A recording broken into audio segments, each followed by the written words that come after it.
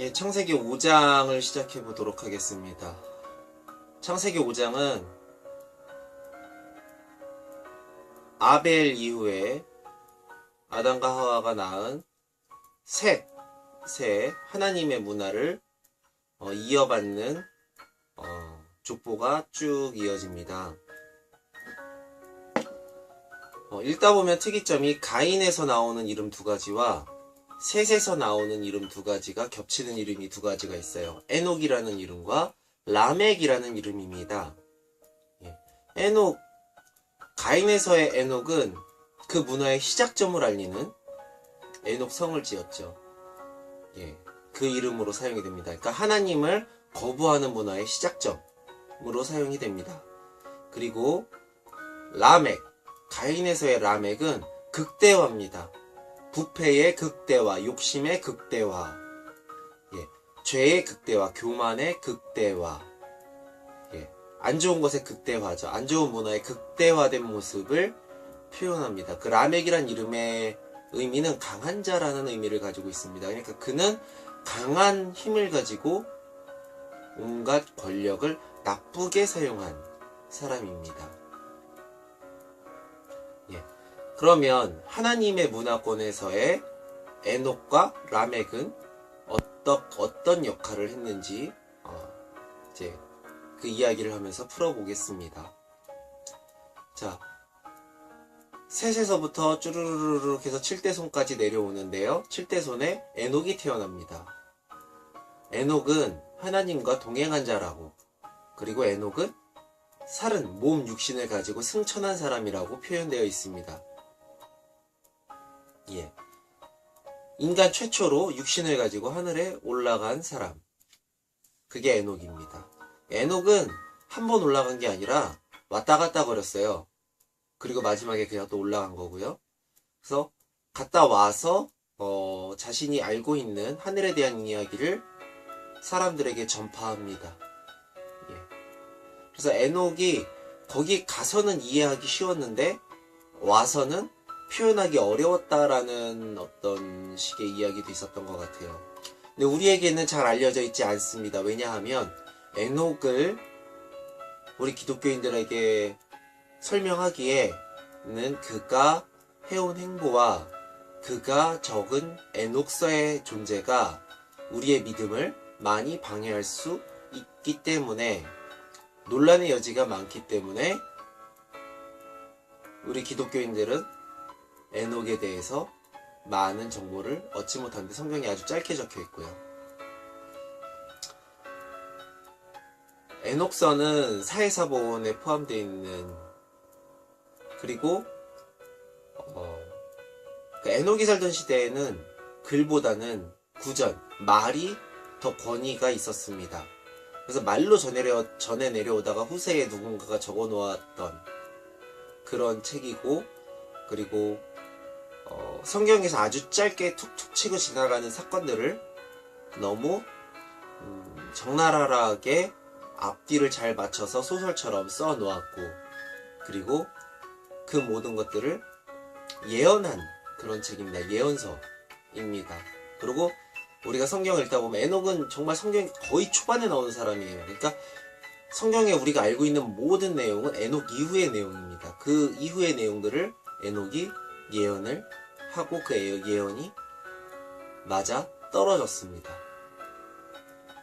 그럼에도 불구하고 이 책이 성경에 포함되지 못한 것은 콘스탄티누스가 로마를 종교적으로 통일하고 정치를 통일하고 정치적인 목적에서 이 성경을 집필이라고 해야 되나? 성경을 모으는 작업을 했는데, 거기에서 그때 당시 시대 사항과 그때 당시 정치 사항과 그때 당시 성경이 모여야 하는 목적에 부합하지 않기 때문에 들어가지 못한 책이라고 보시면 되겠습니다. 그런데 그런 책들이 많아요. 그런 책들이 많지만 에녹서는 그 중에서도 조금 멀리까 성경은 성경, 외경, 위경으로 나눠지는데 외경에도 속하지 못하고 위경으로 분리된 책입니다. 그래서 읽기를 권장하진 않지만 개인의 믿음과 궁금증을 풀어주기에는 충분한 책이다. 그리고 굉장히 정확한 예언을 한 계시록이다 라고 볼 수가 있습니다. 실제로 읽다 보면 요한계시록이 굉장히 생각이 나요. 요한계시록이 굉장히 생각이 나고, 그리고 단테의 신곡 읽어보셨습니까? 단테의 신곡이 이거에 영향을 많이 받았겠구나 라고 생각되는 장면들이 굉장히 많습니다. 예. 그래서 에녹서의 시작은 하나님의 사랑에 대해서 이야기합니다. 왜 하나님의 사랑을 사람이 깨닫지 못하는지 답답해하는 내용이었습니다. 뭐 해가 정확하게 뜨고 지고, 계절이 정확하게 찾아오고, 바람이 불고 이런 때가 되면 이렇게 되고 저런 때가 되면 저렇게 되는 자연 현상들을 이야기하면서 하나님이 아니면 이걸 이렇게 정확하게 우리에게 만들어 주실 분이 있느냐, 하나님이 계신 게 너무 자명하지 않느냐, 그가 얼마나 우리를 사랑하는지 왜 깨닫지 못하느냐라는 열변을 토하는 내용이 나옵니다. 그리고 나서 훗날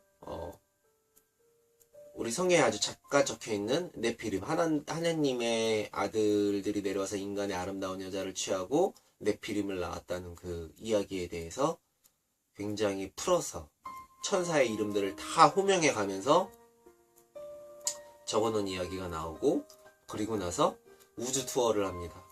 그 우주 투어하는 부분이 하늘에 있는 나라를 투어하는 부분이라고 보여지는데, 우리가 지금 알고 있는 우주의 모습을 굉장히 비슷하게 닮은 부분도 많이 설명되고, 심지어는 하나님을 만나러 가는 어떤 건물 앞에서는 수정으로 된, 바둑판으로 된 높은 고층 건물이었다. 그러니까 수정 유리로 된 바둑판, 우리 그 건축물이 생각이 나는 그런 표현을 에녹이 합니다. 그래서 에녹서는 실제로 지금 에디오피아에는 성경에 포함이 되어 있다고 합니다. 왜냐하면 발견된 에녹서 중 하나가 에디오피아어로 적혀 있었기 때문입니다. 우리나라도 만약에 한글로 된 유적이 하나님과 예수님에 대한 하나님 그 예언서 같은 것이 발견이 됐다면 우리도 그걸 성경에 포함시키려고 굉장히 노력을 하겠죠. 예, 자연스러운 현상이라고 생각합니다. 또 그만큼 하나님에 대해서 이야기한 것 중에 좀 구체적으로 이야기를 했다라고 보실 수도 있고, 그렇게 구체적으로 이야기를 했기 때문에 되려 배척을 받은 책이기도 하고요. 제가 느낄 때, 저 다 읽지는 못했지만 제가 읽는 부분까지 봤을 때 너무 정치적으로, 이기적으로, 또 하나님을 본질적으로 이해하지 못하고 인간적으로만 해석해서 적어놓은 건 아닌가 하는 거부감이 굉장히 많이 들기는 했습니다만 굉장히 재밌게 읽고 있습니다. 예. 그래서 5장의 내용은 선악과 사건 이후에 인간이 멸망할 수밖에 없는 시간에 갇혀버린 거죠. 선악과를 먹고 하나님이 인간이 타락을 해서 진노를 해서 멸망시켰다라는 해석은 저는 별로 마음에 와닿지 않아요. 선악과를 먹은 후부터 우리는 멸망할 수밖에 없는 굴레에 들어간 겁니다. 그래서 하나님께서는 에녹을 통해서 그 멸망에 대해서 인간들을 준비시키시려고 하신 것 같습니다. 그래서 에녹은 아들 무드셀라의 이름을 지어줄 때 이 무드셀라라는 의미가 그가 죽을 때에 세상이 멸망할 것이다 라는 의미입니다. 에녹은 자손들에게 세상의 멸망을 계속해서 이야기했고 노아로 인해서 방주를 준비할 수 있도록 했습니다. 그래서 에녹의 아들이 무드셀라고 무드셀락의 아들이 라멕입니다. 라멕 들어본 이름이시죠? 예, 가인의 끝판 7번째 제 타락의 운상으로 말했던 강력한 힘을 가진 자라는 의미를 가진 이름 라멕입니다. 셋에서도 라멕이 나오는데 이 사람은 수많은 조롱과 수많은 핍박에도 자신이 하나님의 가진 문화를 지키려고 애쓴 사람으로 예상이 됩니다. 성경에 그런 식으로 적혀있진 않아요. 그런데 당장 본인의 아버지가 무드셀라라는 이름을 가지고 있습니다. 사람들은 야 무드셀라 죽여보자 세상 멸망하나 라고 조롱하는 사람들도 있었을 것입니다. 그런데 그는 훌륭하게 노아에게 그 문화를 그대로 전수해 줍니다. 그의 아들이 노아입니다. 그래서 5장에서는 노아의 탄생 정도까지만 나와 있습니다. 하나님이 인간을 사랑하셔서 멸망할 수밖에 없는 인간을 구원하시기 위한 준비 작업. 그게 5장이라고 보시면 되겠습니다. 훗날 네피림에 대한 이야기도 성경에 나올 텐데요. 그때 이 에녹서에서 그 사건에 대해서 어떻게 표현하고 있는지도 또 이야기할 겁니다. 또 제가 그 후에 에녹서가 아닌 다른 외경이나 위경을 읽게 된다면 그거에 맞는 거기서의 이야기를 또 하게 될 것 같습니다. 그리고 우리나라 사람들이 가지고 있는 천국과 지옥에 대한 이미지가 있잖아요. 그것과 완전히 다릅니다. 그러니까 우리나라 사람들이 가지고 있는 천국과 지옥의 이미지는 약간 유교의 영향을 받아서 만들어낸 거라고 보시면 될 것 같아요. 서양 문화가 가지고 있는 천국과 지옥에 대한 이미지는 이 에녹서와 단테 신곡을 보시면 좀 더 이해하시기 편할 것 같습니다. 예. 우리 딸이 이제 아침에 일어났습니다. 지금은 되게 새벽 시간인데 일찍 일어났네요. 나눠볼까요? 예. 하나님께서는 이미 우리에게 이미 경제적인 자유와 풍요, 우리가 누릴 수 있는 모든 것을 주셨습니다. 우리가 우리의 오만함으로 그런 것들을 놓치고 지금 이 꼴로 살아가고 있다라고 생각하면 우리는 빨리 하나님을 올바로 이해하려고 이해해야 한다라는 생각이 간절하게 듭니다. 그래서 그분이 우리에게 주신 모든 풍요로움을 모두 누리고 살 수 있었으면 좋겠습니다. 예. 감사합니다. 창세기 6장으로 다시 찾아뵙도록 하겠습니다.